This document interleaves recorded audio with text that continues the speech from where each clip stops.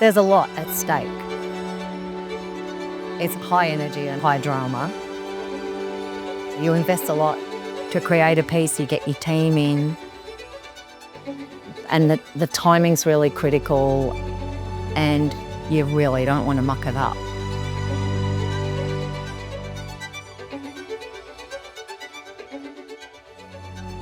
It takes everything from you, you know, with your whole sort of physical being and mental being.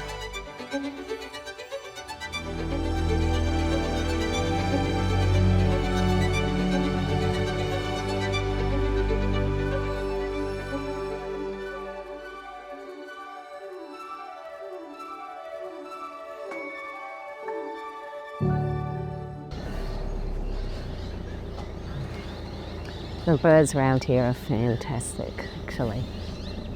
I love them at this time of night. I sort of knew what I wanted to make as a glass blower, because there's something about the glass blowing that's really fun, really challenging and exciting. But I think there was a point where I went, yeah, okay, well, making this or that is great to do, but is that the stuff that I want to have out in the world that is, you know, that it's not just putting my name to, but, you know, that's what I want to be producing. And it was at that time, actually, that I was walking in Morialta here.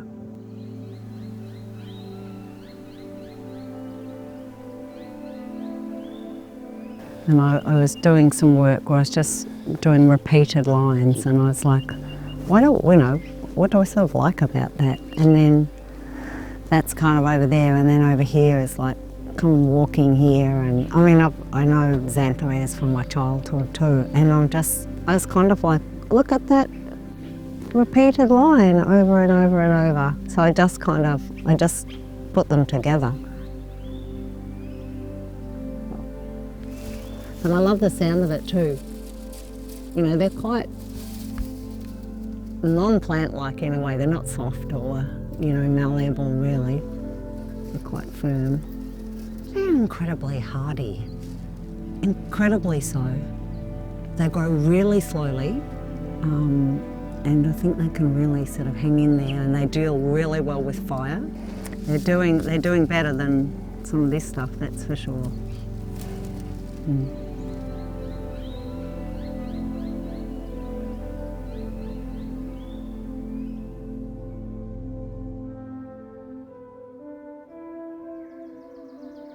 Well, if we kind of keep going the way we are, we're right. You know, if you just, you know, it's to keep wrecking our country, our world.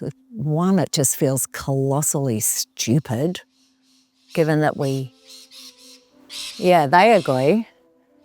Given that we know and know enough, it's just phenomenally stupid and wrong. And so, you know, if you were to lose that kind of country, I think we just become probably so diminished.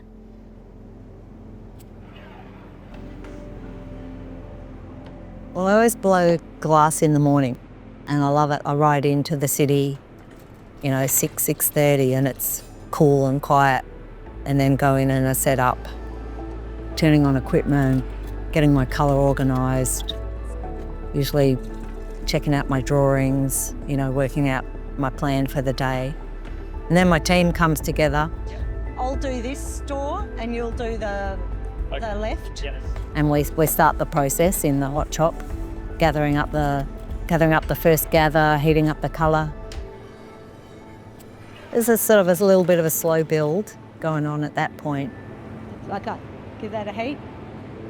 And then usually the second part is where I'm laying down all the pattern work, you know, the cane drawing with the fine threads of glass. That usually takes the bulk of the making, and it's pretty repetitive. Okay. And then the final stage in the hot shop is usually one more gather of glass that goes over all the pattern work, And then the kind of fundamental glass blowing happens, and the pace really picks up with that. Back me up. By that time, with most of my work, there's a fair bit of weight to the glass, so it's pretty physical by then. That's it, nice. You're really engaged in that teamwork where there's critical timing. Uncap, please. Capping. And also in the way that you're heating the glass and letting it cool a little bit to do different sort of shaping processes.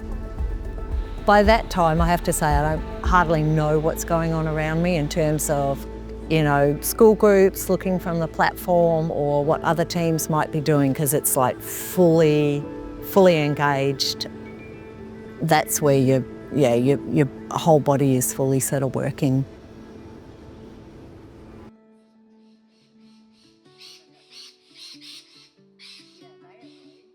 This is my little studio space, and I kind of hang out here quite a lot of the week. It's really quiet and peaceful, and such a contrast to the hectic sort of high energy of a hot shop, which I really love. And I've got a bunch of work in here, like some of it's older pieces that have come back from exhibitions, some of it's works that I'm making to send out to shows or projects that I'm working on. So this is a little pattern patch that I'm making that, like, I'll make about 60 of these, and then I put them into a glass piece. I take them into the hot shop, heat them up again, add them to a big bubble of glass in different layers with a few different colours going on. And that's part of the way I create my light tone series, which is absolutely a reference to lichen. Do you know some lichens grow 0.2 of a mil in a year? They're incredible.